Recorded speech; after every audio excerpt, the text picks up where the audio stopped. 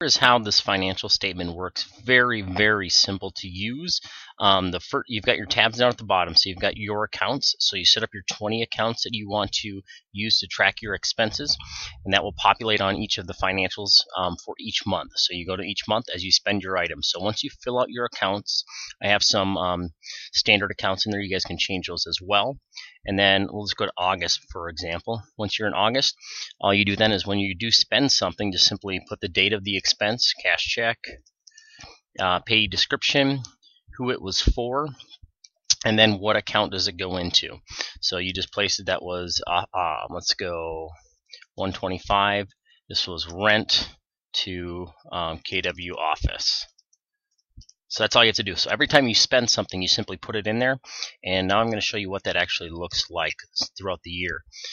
So what it'll do is each month it'll track everything. So it will show you, let's go to a month that we have some data in. So here's a month. So on the left here on the chart, you get a chart that shows you your monthly expenses, all categorized here and charted and totaled, so you can see what you spent for the month.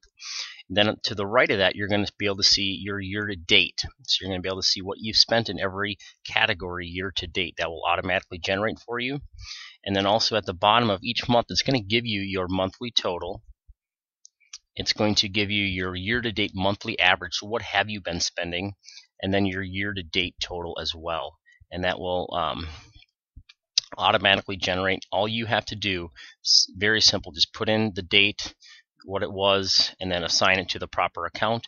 Everything else is automatic, and it'll track it all for you so you have those reports.